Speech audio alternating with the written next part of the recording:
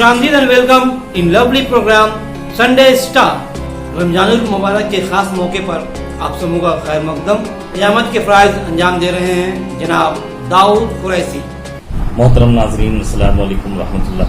रोज़ा किन चीज़ों से टूटता है, किन चीज़ों से मकरूह होता है, ऐसे तमाम मसाइल को जानने के लिए आज हमने एक प्रोग्राम संडे स्टार के बैनर से और सियासी तकदीर जो एक उर्दू रोज़नामा है, शहर लखनऊ, मुंबई, दिल्ली और कोलकाता से बैक वक्त शाया हो रहा है, उसके इश्तराक से आज की इस प्रोग्राम का एहतमाम किया गया है। आइए सबसे पहले मैं अपने इस प्रोग्राम के जुमला मेहमानान से आपका तारुफ करा दूं। सबसे पहले हमारे दरमियान मौजूद हैं फ़क़ीह अज़र हज़रत अल्लामा मुफ्ती रफ़ीकुल इस्लाम रज़वी साहब, सदर शोबा इफ्ता दारुल उलूम रज़ाए मुस्तफ़ा, आपका इस्तक़बाल है। साथ ही साथ हमारे दरमियान मौजूद हैं फ़ख़रुल क़ुर्रा हज़रत हाफ़िज़ व क़ारी मोहतरम मोहम्मद सफ़ीउल्लाह शमसी साहब, खतीब व इमाम मकतब इस्लामिया मस्जिद, आपका भी इस प्रोग्राम में खैर मकदम है। साथ ही साथ हमारे दरमियान मौजूद है मारूफ शनाखा, जो मोहताज के तारुफ नहीं है शहर कलकत्ता बल्कि उसके बाहर भी अपनी शनाखानी के बुनियाद पर जाने पहचाने जाते हैं। मेरी मुराद है जनाब हाफिज़ गजनफर महमूद साहब, आपका भी खैर मकदम है। मोहतरम, आइए आज के इस प्रोग्राम की शुरुआत होने से पहले मैं सबसे पहले इस माह मुबारक जिसमें कुरान पाक का नुज़ूल हुआ, उस पाक किताब की चंद आयतों से मैं मुल्तमिस हूँ हाफिज़ व क़ारी हज़रत मोहम्मद सफ़ीउल्लाह शमसी साहब से कि वो अपनी आवाज़ से कुरान पाक की चंद आयत तिलावत करके आज के प्रोग्राम का आगाज़ करें। أعوذ بالله من الشيطان الرجيم بسم الله الرحمن الرحيم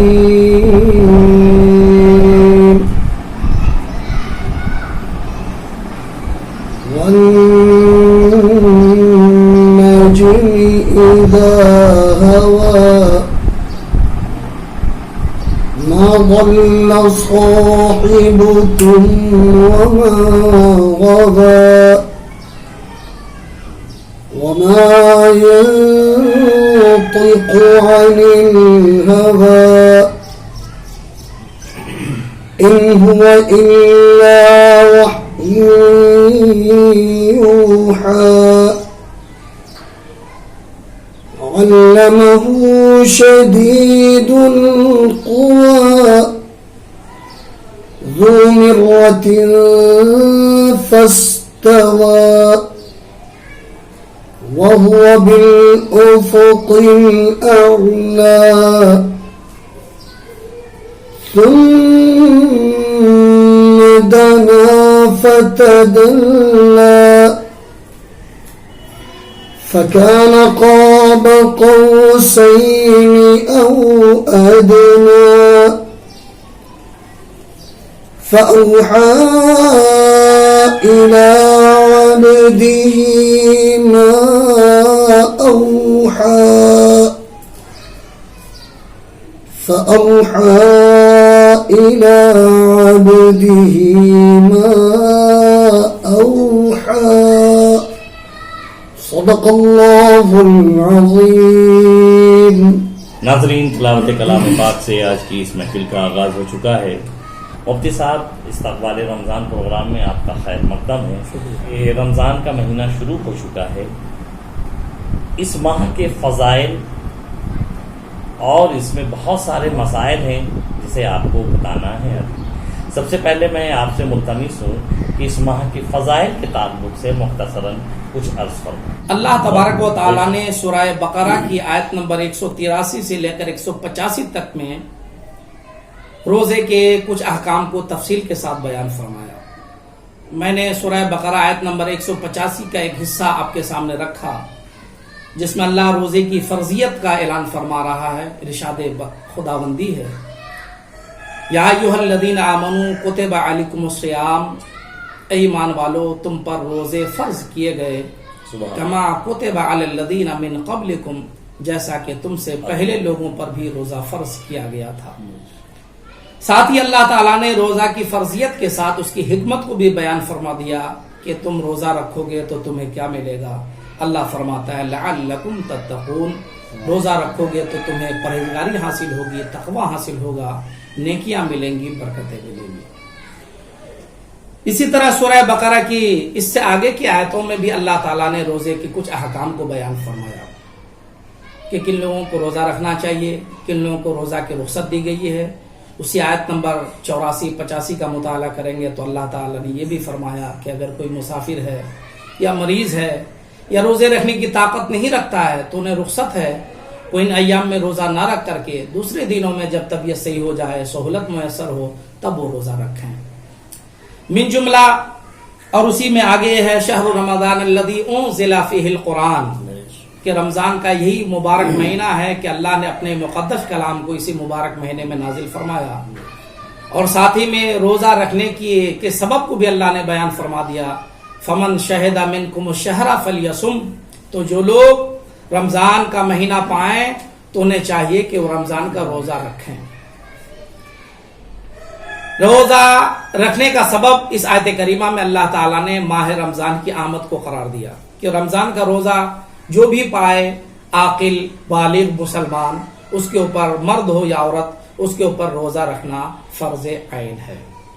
اللہ تبارک و تعالیٰ نے ان آیات طیبات میں روزے کے احکام کو مختصر انداز میں بیان کیا اور تفصیل کے ساتھ اللہ کے نبی سرور کائنات صلی اللہ تعالی علیہ وسلم نے احادیث طیبہ میں بیان فرمایا ہے. چنانچہ نبی کریم صلی اللہ علیہ وسلم نے ایک حدیث پاک میں ارشاد فرمایا، ترمذی شریف کی مشہور و معروف حدیث پاک ہے کہ جب رمضان کا مہینہ آتا ہے تو اللہ تبارک و تعالی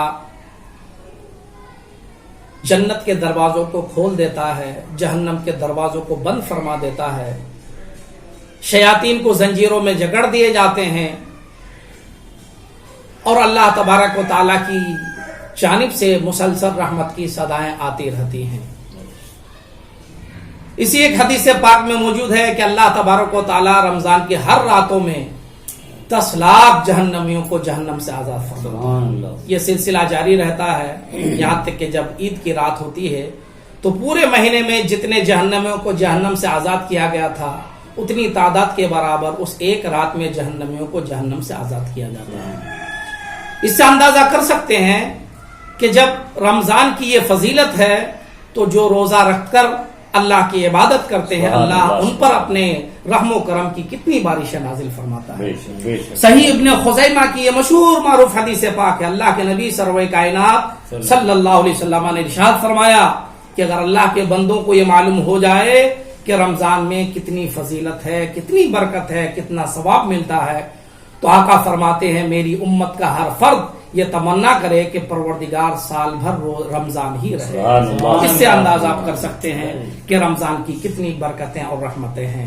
آج رمضان بڑی رحمتیں برکتیں لے کر آتا ہے تو ہمیں روزہ رکھنے کے ساتھ ساتھ رمضان کے آداب اور روزے کے آداب کو بھی ملاحظہ کرنا ہے. ایک حدیث پاک میں ترمذی شریف کی حدیث اللہ کے نبی فرماتے ہیں اگر کسی نے روزہ تو رکھا لیکن روزے کے آداب کو بجا نہیں لایا، یعنی گناہوں میں ڈوبا رہا، گالی گلوچ میں لگا رہا، برائیوں میں لگا رہا، ظاہر سی بات ہے نماز چھوڑنے سے زیادہ برائی اور کیا ہو سکتی ہے.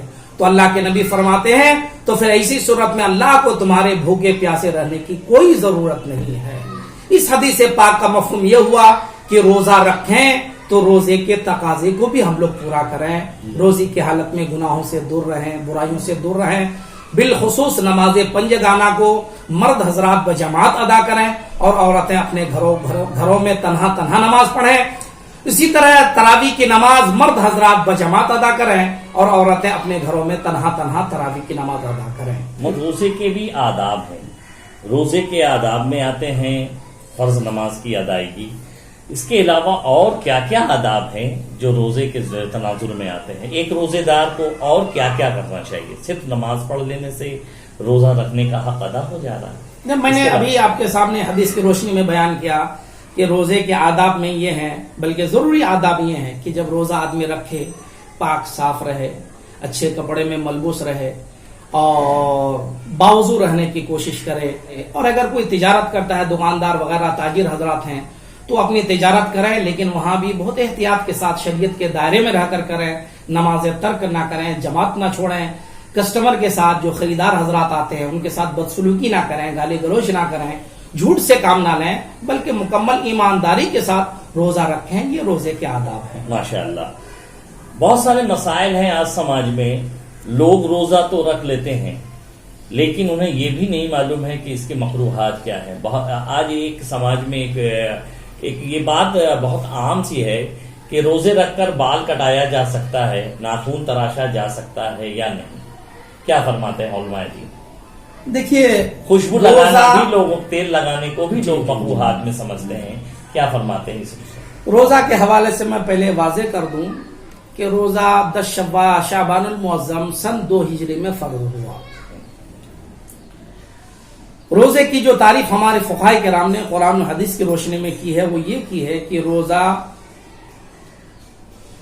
عبادت کی نیت سے اللہ کو راضی کرنے کے لیے صبح صادق سے غروب آفتاب تک کھانا پینا اور جمع کرنے سے، قصدن جمع کرنے سے باز رہنے کا نام روزہ ہے. نیز عورتیں حیض اور نفاس سے خالی ہوں، یہ بھی شرط ہے. یعنی عورتوں کو جو ماہواری کا خون آتا ہے اس عالم میں روزہ نہیں رکھ سکتی ہیں، نمازیں نہیں پڑھ سکتی ہیں. اسی طرح بچہ پیدا ہونے کے بعد جو بلڈ آتا ہے جسے نفاس کا خون کہا جاتا ہے، اس حالت میں بھی عورت روزہ نہیں رکھ سکتی ہیں. تو روزہ ایک مخصوص عبادت کا نام ہے. تو یقیناً اتنی آسانی سے روزہ ٹوٹ بھی نہیں جاتا جس طرح لوگ سمجھتے ہیں، اور اتنا مضبوط ہی بھی نہیں ہے کہ آپ جو چاہیں کر لیں اور روزہ ٹوٹے نہیں. بلکہ اللہ کے نبی نے صراحتاً کے ساتھ اور فقہائے کرام نے، محدثین نے اپنی اپنی کتابوں کے اندر فتاوی عالمگیری ہے، رد المحتار ہے، در مختار ہے، شامی ہے، فتاوی رضویہ ہے، فتاوی عالمگیری ہے، ہدایہ ہے، ان کتابوں کے اندر سارے مسائل کو تفصیل کے ساتھ بیان کیا کہ کن چیزوں سے روزہ ٹوٹتا ہے، کن چیزوں سے روزہ نہیں ٹوٹتا، کن چیزوں سے روزہ مکروہ ہوتا ہے، کس میں خالی قضا ہے، کس میں کفارہ ہے. اس مختصر وقت میں ہم تفصیل کے ساتھ تو اس پر بات نہیں کر سکتے. البتہ یہ چند باتیں جو آپ نے عرض کیا ہے میں اس کے جوابات دے دیتا ہوں. ہمارے فقہائے کرام نے لکھا کہ روزے کی حالت میں اگر کوئی بال کٹاتا ہے تو کٹا سکتا ہے، اس کی اجازت ہے. ناخن تراشتا ہے تو ناخن تراشنے کی بھی اجازت ہے، اس سے روزہ نہیں ٹوٹتا ہے. مونچھیں بناتا ہے تو اس کی بھی اجازت ہے. ایک سوال لوگ عام طور سے کرتے ہیں کہ بھائی روزے کی حالت میں داڑھی کٹا سکتے ہیں کیا نہیں. یہ ایسا سوال ہے کہ اس کا جواب ہم کیسے دے سکتے ہیں، کیونکہ داڑھی تو کبھی بھی نہیں کٹانا چاہیے، گناہ کا کام ہے. تو روزے کی حالت میں داڑھی کٹوانا یہ اور زیادہ گناہ کا کام ہے، اس لیے اس سے بچنا چاہیے. باقی چیزیں کر سکتے ہیں. اسی طرح آپ بدن میں تیل بھی لگا سکتے ہیں، خوشبو کا بھی استعمال کر سکتے ہیں، آنکھوں میں سرما لگا سکتے ہیں. ضرورت پڑے تو آپ آنکھوں میں دوائیاں بھی ڈال سکتے ہیں. آنکھوں میں دوائی ڈالنے سے روزہ نہیں ٹوٹتا. اسی طرح بہت سارے ایسے مریض بھی ہیں جو روزہ تو رکھتے ہیں لیکن ان کے ساتھ یہ مسئلہ درپیش آتا ہے. بہت سے جو ہے آنکھ کے مریض ہیں، کان کے مریض ہیں، ان کے کان میں دوا ڈالنا ہوتا ہے یا آنکھ میں دوا ڈالنی ہو، یا ایسے بھی بہت سارے مسئلے آتے ہیں کہ لوگوں کو بلڈ ٹیسٹ کروانا ہے. تو ابھی ایسی صورت میں کیا وہ روزہ رکھ کے ایسا کر سکتے ہیں؟ شریعت اس کی کہاں تک اجازت دیتی ہے؟ میں نے قرآن مقدس کی جو آیت سورہ بقرہ کی تلاوت کی، اللہ نے اس میں مریض کو مستثنا قرار دیا گیا. کوئی بیمار ہے تو روزہ نہیں رکھنے کی رخصت دی گئی ہے، لیکن رکھے تو بہتر ہے. لیکن وہاں ہمارے فقہائے کرام نے، محدثین نے، مفسرین نے جو آیت کی تفسیر کی ہے، بیمار سے مراد ایسا بیمار ہو جو روزہ نہیں رکھ سکتا ہے واقعتاً، یا رکھے تو بیمار ہو جائے گا، اس کو اس بات کا ظن غالب ہے، یا بیماری اس کی بڑھ جائے گی. یہ تجربات سے حاصل ہو سکتا ہے یا کسی ماہر ڈاکٹر کے بتانے سے حاصل ہو سکتا ہے. اس زمانے میں لوگ عبادت کے معاملے میں انتہائی سست اور کاہل واقع ہیں. تھوڑی تھوڑی چھوٹی چھوٹی بیماریوں کو لے کر عذر بنا لیتے ہیں کہ ہم روزہ نہیں رکھ پائیں گے. اگر ایسا عذر جو حقیقت میں عذر شرعی نہیں ہے، روزہ رکھ سکتا ہے تھوڑی سی محنت مشقت کے بعد، تو ان پر روزہ. لیکن اب اگر کسی نے روزہ رکھ لیا، بیمار ہے، تو اللہ تبارک و تعالیٰ قرآن میں فرماتا ہے یہ ان کے لیے بہتر ہے. اب رہی بات کہ آنکھ میں بیمار، آنکھ کا مریض ہے، آنکھ میں تکلیف ہے، آپریشن کروایا، طرح طرح کی تکلیف ہے، تو ہمارے فقہائے کرام نے، خدا اعلی حضرت نے فتاوی رضویہ میں، فتاوی عالمگیری میں اور حضور صدو شریعہ نے بہار شریعت میں اس کو درج فرمایا تفصیل کے ساتھ کہ آنکھوں میں دوائی ڈالنے سے روزہ نہیں ٹوٹتا ہے. اگر ضرورت پڑے تو آنکھ میں دوائی ڈالی جا سکتی ہے. رہی بات کان میں تیل ڈالنا یا کان میں دوائی ڈالنا، تو چونکہ کان کا معاملہ ایک اندرونی معاملہ ہے، ہمارے فقہاء نے جزیات کی روشنی میں اس مسئلے کا استخراج کیا ہے کہ اگر کان میں تیل ڈالا جائے یا کان میں دوائی ڈالی جائے تو اس صورت میں روزہ ٹوٹ جاتا ہے. تو کان میں دوا ڈالنے سے اور تیل ڈالنے سے بچنا ہوگا. البتہ نہاتے ہوئے اگر کان میں پانی چلا جائے تو اس صورت میں روزہ نہیں ٹوٹتا ہے، روزہ باقی رہتا ہے. غلطی سے کسی نے بھول سے جی کسی کو یہ یاد ہی نہ رہا کہ وہ روزہ تھا اور اس نے چند گھونٹ پانی پی لی، ایسے میں شرع کا کیا ہو؟ ہاں، اس سلسلے میں اللہ کی جانب سے رخصت ہے، شریعت کی جانب سے رخصت ہے. اگر بھول کر کے، قصد کا بالکل دخل نہیں، یاد ہی نہیں کہ ہم روزے سے ہیں، بھول کر کے کھا لیا، پی لیا یا وہ کام کر لیا جس سے روزہ ٹوٹ جاتا ہے، تو اس صورت میں روزہ نہیں ٹوٹے گا. بھول معاف ہے، روزہ نہیں توڑنا چاہیے، روزہ رکھنا چاہیے، اس کا روزہ برقرار رکھتا ہے. ایک حدیث پاک میں اس بات کا ذکر آیا ہے کہ بھول کر جو کھاتا پیتا ہے حقیقت میں اللہ اسے کھلاتا پلاتا ہے. تو بھول کی صورت میں اگر کوئی کھا پی لے تو اس سے روزہ نہیں ٹوٹتا ہے. وہ کیا کیا افعال ہیں جن سے روزہ ٹوٹتے ہیں؟ جیسے جان بوجھ کر کے کھا لیا روزہ ٹوٹ جاتا ہے، جان بوجھ کے پی لیا روزہ ٹوٹ جاتا ہے، اپنی بیوی سے جمع کر لیا اس سے روزہ ٹوٹ جاتا ہے، یا جن چیزوں کے کرنے سے، جیسے کان میں جان بوجھ کے کسی نے تیل ڈال لیا تو روزہ ٹوٹ جاتا ہے، کسی نے صاحب کھینی کھا لی تو روزہ ٹوٹ جاتا ہے، بیڑی پی لیا، سگریٹ پی لیا، گٹکا کھا لیا، ان چیزوں سے روزہ ٹوٹ جاتا ہے. کھینی کی طرح گل کا استعمال کیا، خاص کر کے گل پر میں توجہ دینا چاہتا ہوں جی، کیونکہ گل کے معاملے میں بہت سارے لوگوں نے افواہ اڑا رکھا ہے کہ اس سے روزہ نہیں ٹوٹتا ہے. جی، تو اس کی ایک عام بات ہو ہاں، گئی عام ہے بات کہ ہو اسے گئی. تو ہونٹ کے نیچے لگایا جاتا ہے، وہ حلق کے نیچے نہیں. اعلیٰ حضرت نے ایسے فتویٰ رضویہ شریف کے اندر گل کے حوالے سے لکھا کھینی کے ضمن میں کہ جس طرح کھینی کھائی جاتی ہے کہ اس میں ہونٹ میں رکھا جاتا ہے، اسی انداز میں گل بھی بعض لوگ استعمال کرتے ہیں. اگر گل کو منہ میں رکھ لیا جائے جس طرح کھینی استعمال کرتے ہیں تو بلا شبہ گل مفسد صوم ہے، اس سے روزہ ٹوٹ جاتا ہے. ہاں، اگر کچھ لوگ گل کا استعمال ایسے کرتے ہیں جیسے کچھ دوائی لے کر، کولگیٹ منجن لے کر انگلی سے کرتے ہیں، تو اگر اس صورت میں گل بہت محتاط انداز میں کیا، پہلے سے گیلا کر لیا، جب آپ نے دانت میں لگایا تو کوئی اس کے ذرات حلق کے اندر نہیں گئے، تو اس صورت میں روزہ تو نہیں ٹوٹے گا لیکن خطرہ بہرحال برقرار ہے. اس لیے روزے کی حالت میں ہرگز گل نہ کریں کیونکہ کراہت تو بہرحال باقی ہے. گویا ایسی صورت میں گل لگانے سے روزہ مکروہ ہو سکتا ہے. جی مکروہ ہوگا، جی صورت میں مکروہ ہوگا، اس لیے گل کا بھی استعمال ہرگز نہ کریں. قے کے تعلق سے کہا جاتا ہے. اسی طرح ایک مسئلہ یہاں یہ اور عرض کر دوں، کولگیٹ منجن. جی بالکل بالکل. کولگیٹ منجن کے حوالے سے فقہاء کرام نے لکھا، بالخصوص اعلیٰ حضرت امام عشق و محبت نے لکھا کہ ناجائز حرام تو اس کا استعمال نہیں ہے، لیکن اگر آپ نے منجن، کولگیٹ وغیرہ لگایا اور اگر اس کے ذرات حلق کے اندر چلے گئے تو بلا شبہ روزہ ٹوٹ جائے گا. تو میں اپنے مسلمان بھائیوں سے عریضہ پیش کروں گا کہ میرے بھائی سال بھر تو آپ لوگ کولگیٹ کرتے ہیں، کم سے کم روزے کی حالت میں آقا کی سنت کو ادا کریں، مسواک کریں. مسواک کی بڑی فضیلت حدیث پاک میں آئی ہے. کم سے کم مسلمانوں کو چاہیے کہ اللہ کے نبی کی سنت کو روزے کی حالت میں زندہ کریں، برقرار رکھیں، اس پر عمل کریں، اس کا اجر و ثواب ملے گا. رہی بات قے کے حوالے سے، بہت اچھا سوال ماسٹر صاحب آپ نے یہاں کیا ہے. قے کے حوالے سے ہمارے سماج میں بڑی غلط فہمیاں پھیلی ہوئی ہیں. عام طور سے لوگ کہتے ہیں جیسے قے ہو گئی صاحب روزہ ٹوٹ گیا. ایسا نہیں ہے. قے کے حوالے سے تھوڑی تفصیل ہے. تفصیل یہ ہے کہ اگر قے کسی نے جان بوجھ کے کیا، یعنی معلوم ہے کہ میں روزے کی حالت میں ہوں، روزہ سے ہوں، پھر جان بوجھ کر کے اس نے قے کیا اور منہ بھر کر قے کیا، تو اس صورت میں روزہ ٹوٹ جائے گا. اب رہی بات کسی نے جان بوجھ کے نہیں کیا، اضطرارن قے ہوئی، بیماری کی وجہ سے قے ہوئی یا کسی وجہ سے قے ہو گئی، تو اس میں تفصیل یہ ہے کہ اگر وہ قے منہ بھر کر ہے، جی اگر قے منہ بھر کر ہے اور اس نے پوری قے باہر نکال دی، کوئی بھی اعضاء اندر نہیں گھونٹا، اندر نہیں نکلا، تو صورت میں بھی روزہ نہیں ٹوٹے گا. لیکن منہ بھر کر ہونے کی صورت میں اگر کچھ اعضاء کو انہوں نے اندر نگل لیا تب روزہ ٹوٹ جائے گا. اور اگر منہ بھر کر نہیں ہے تو صورت میں روزہ مطلق نہیں ٹوٹے گا. بہتوں کو اندازہ عام طور پہ ہوتا ہے کہ سحری کے اوقات میں لوگ زیادہ کھانا کھا لیتے ہیں یا ایسی چیزیں کھا لیتے ہیں کہ دن بھر پیٹ میں ایک جلن سی ہوتی ہے اور ایک جسے کہتے ہیں ڈکار کا آنا، ہیک کا جلنا، ایسی صورتیں آ جاتی ہیں ان کے سامنے. اور ایسی صورت میں کبھی کبھی کچھ قے کی صورت بھی ہوتی ہے اور منہ میں کچھ اندر کے جو ہے معاملات منہ میں آ جاتے ہیں، ایسی صورت میں کیا روزہ ٹوٹ جائے گا؟ نہیں، ڈکار آنے سے بھی روزہ نہیں ٹوٹتا ہے، اور پیٹ وغیرہ جلنا یہ تو اندرونی معاملہ، اس سے تو روزہ نہیں ٹوٹے گا، لیکن اس کی صورت میں کچھ ذرات جو کبھی کبھی آ جاتے ہیں اس کو پھینک دینا چاہیے اور اس کو اندر نگلنا نہیں چاہیے، اس صورت میں بھی روزہ نہیں ٹوٹے گا۔ روزے کا مہینہ ہے، روزہ رکھنا فرض ہے، ہم سب رکھتے ہیں اور رکھیں گے انشاءاللہ۔ اسی ماہ مبارک میں جیسا کہ مفتی صاحب قبلہ نے بتایا، تراویح کا اہتمام بھی ہوتا ہے۔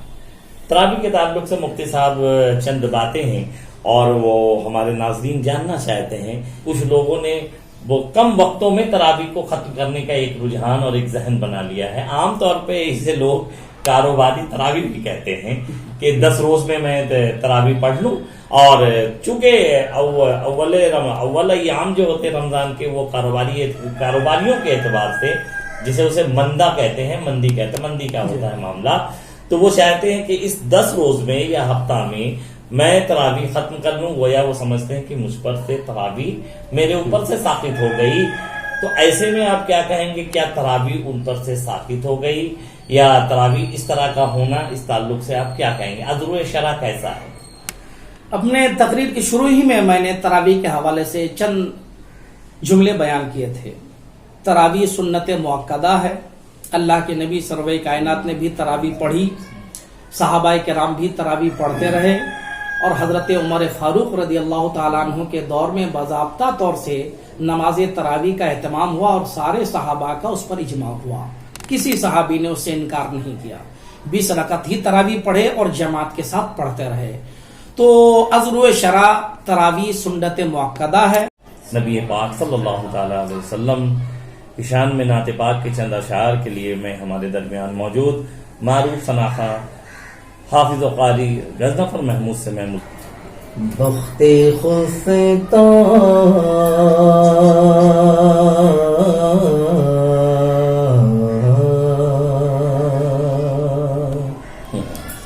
بخت خفتہ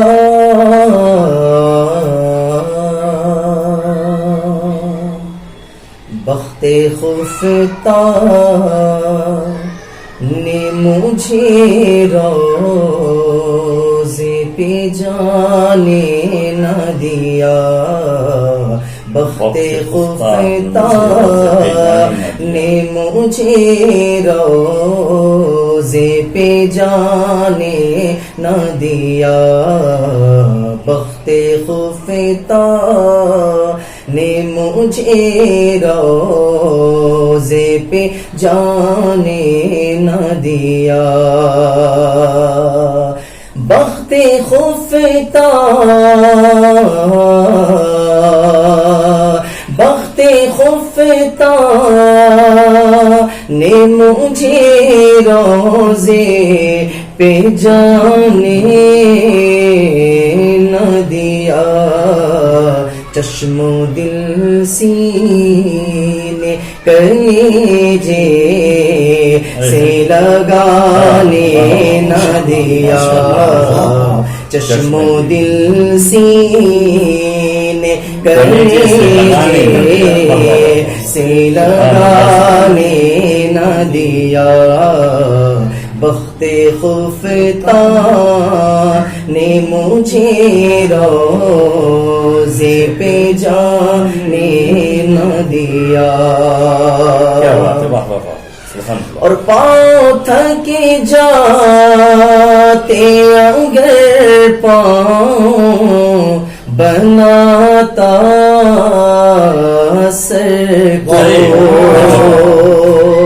پاؤں تھکے جاتے اگر پاؤں بناتا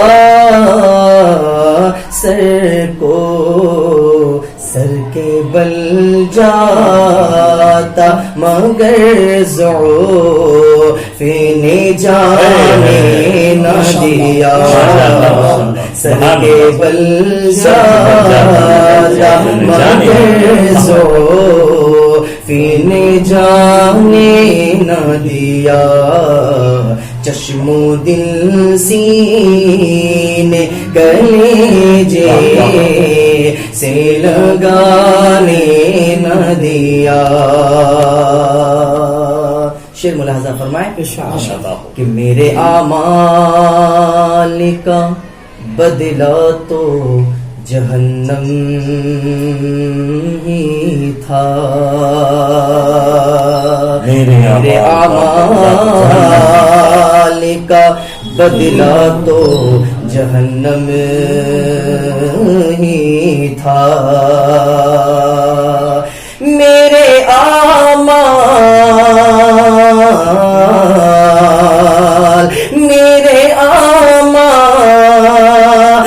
کا بدلہ تو جہنم ہی تھا.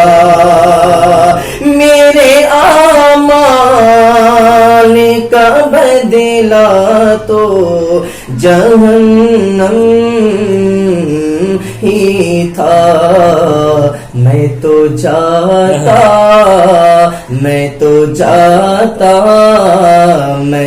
جاتا مجھے سرکار نے جانے دیا.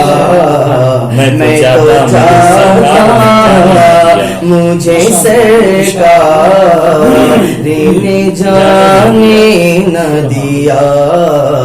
چشم و دل سینے کلیجے سے لگانے نہ دیا. اور میرے مفتی اعظم فرماتے ہیں کہ میرے اعمال سیاہ نے کیا جینا دو بھر.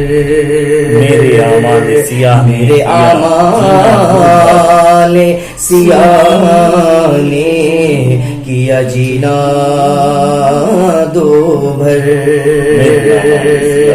میرے اعمال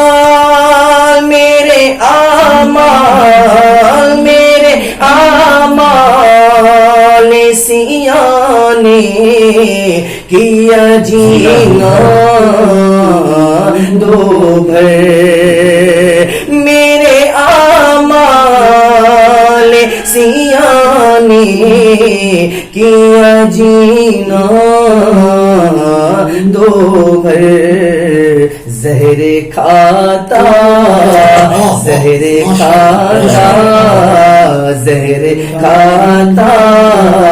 تیرے ارشاد نے کھانے نہ دیا. زہر کھاتا تیرے ارشاد نے کھانے نہ دیا. چشم و دل سینے کلیجے سے لگانے نہ دیا. خوبصورت مقطع سماعت فرمائیں. اور چمکتی سی غزل کوئی پڑھو اے نوری. اور چمکتی سی غزل کوئی پڑھو اے نوری.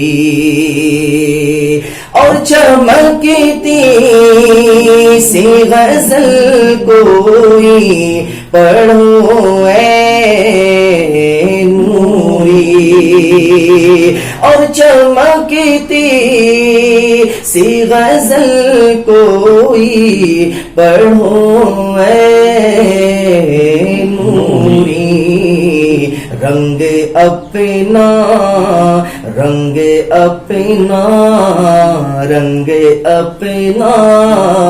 ابھی جمنے شعراء نے نہ دیا. رنگ اپنا ابھی جمنے شعراء نے نہ دیا. چشم و دل سینے کلیجے سے لگانے نہ دیا. بخت خفتہ نے مجھے روزے پہ جانے نہ دیا. چشم دل سینے کلیجے سے لگانے نہ دیا چشم دل سینے کلیجے سے لگانے نہ دیا. امید ہے کہ یہ پروگرام آپ کو پسند آیا ہوگا. تو اس پروگرام کو لائک، شیئر اور سبسکرائب ضرور کریں تاکہ ہم آپ کے لیے اسی طرح کے اچھے موضوع پر پروگرام لا سکیں. اس چینل کی ہمت افزائی ہو.